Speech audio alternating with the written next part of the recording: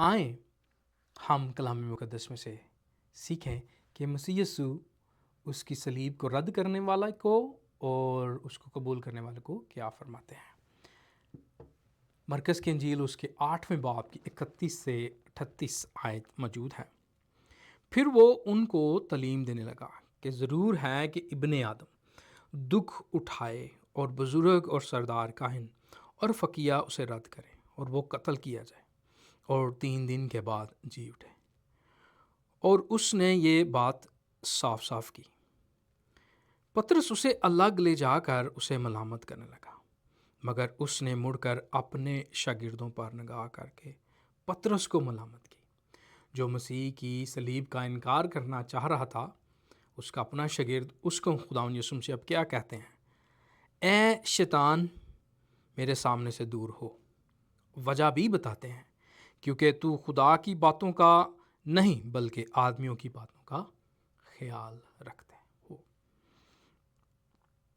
اب دوسری جگہ وہ بتاتے ہیں جو مسیح کی صلیب کو قبول کرتے ہیں، ان کے لیے کیا حکم ہے۔ پھر اس نے بھیڑ کو اپنے شاگردوں سمیت پاس بلا کر ان سے کہا، اگر کوئی میرے پیچھے آنا چاہے تو اپنی خودی سے انکار کرے، اپنی صلیب اٹھائے اور میرے پیچھے ہو لے۔ کیونکہ جو کوئی اپنی جان بچانا چاہے گا وہ اسے کھوئے گا، اور جو کوئی میری اور انجیل کی خاطر اپنی جان کھوئے گا وہ اسے بچائے گا۔ اور اگر ساری دنیا کو حاصل کرے اور اپنی جان کا نقصان اٹھائے تو اسے کیا فائدہ ہوگا؟ اور آدمی اپنی جان کے بدلے کیا دے؟ کیونکہ جو کوئی اس زناکار اور خطا کار قوم میں مجھ سے اور میری باتوں سے شرمائے گا، ابن آدم بھی جب اپنے باپ کے جلال میں پاک فرشتوں کے ساتھ آئے گا تو اس سے شرمائے گا۔